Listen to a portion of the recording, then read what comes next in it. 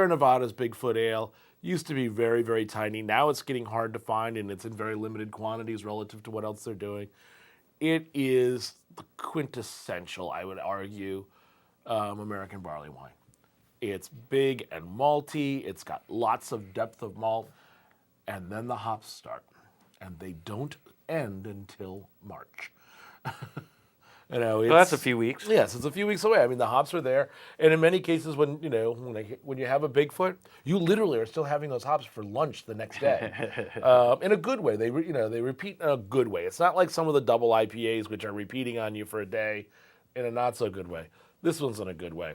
This is the 2012. I have not had a chance to taste it. Usually, when it's very young, the hops are way out front. I guess we'll find out, won't we? But we will find out. Well, the other thing about the Bigfoot is that they've been brewing it for quite some time. So, the oldest one I think I've had is probably a 2001 vintage, but I don't know how long they've actually been brewing it. Probably much longer. Oh, did you miss the vintage ale talk that I did last year? Because we actually had Bigfoots going back to the mid '90s. Oh, maybe I did. Maybe I did have one from the mid '90s. Yeah. But do you know when they started brewing the Bigfoot? I do not know when. I mean, they just celebrated their 30th anniversary last year. I don't know that it goes back 30 years, but it probably goes back quite a ways. More of an orangey, a little bit darker hue on this one than the last one. Very clear. Than the New Glarus. I don't know what they used for this one. I know that for many years they used a really great British malt for the celebration. Oh, really? And I think they used some of it in here as well, probably. And it is great in terms of head retention and the Belgian lacing. The Muttons. Yeah. Really, really great malt for that. Their U.S. malt salesman was a good friend of mine when I was brewing, and he said he could walk into a bar and look across the bar, and he could point out, without even knowing what they were drinking, Muttons malt, because he could just see the lacing on the glass. Because of the way the protein content that was in it and the way that it broke down just made a beautiful one.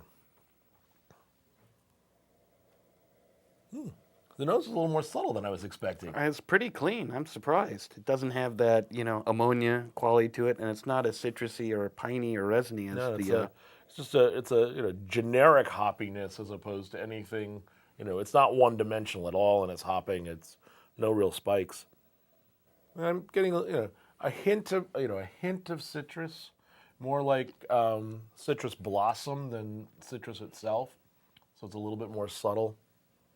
It's a really beautiful beer. I love the orange color on it. Mm-hmm. This is a little nutty, almost dusty up front in the malt. There's just a hint of dustiness on it. The hop flavor on this is a little coarse at this point in time. There's a lot of hop flavor, but it's as when it softens, that hop flavor can be a nice, like soft grassiness kind of thing, and this is sort of like roughage. It's just a little bit too much right now, and the bitterness on the back, it just goes and goes. Definitely. I'm catching just a little bit of citrus flavor too, but you're right. It's definitely far more balanced and a little more restrained. Not the bitterness, but the flavor than the New Glarus was. Mm-hmm. I may be picking up just a touch of some hotter fusel alcohols in the nose. It's really stuffing me up much quicker than it should be. That's usually the mark of there being a little bit of fusel in it. And again, it's hard not to. You're pushing yeast to get through this much sugar and to create this much alcohol. Yeast. Do you think that would be something else that might soften a little bit over time? Yeah, they usually do soften quite a bit, and they're also quite volatile, so they tend to blow off when you pour them and let them sit for a while. Yeah, and you can almost feel the hop oils on your tongue. Yeah.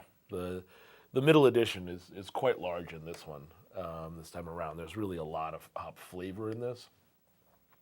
And I'm not sure whether they dry hop this or not. They may a little bit. It wouldn't surprise me. It kind of has some of that kind of young, a little bit of that grassiness that you might get from dry hopping. put these away. Well, cheers.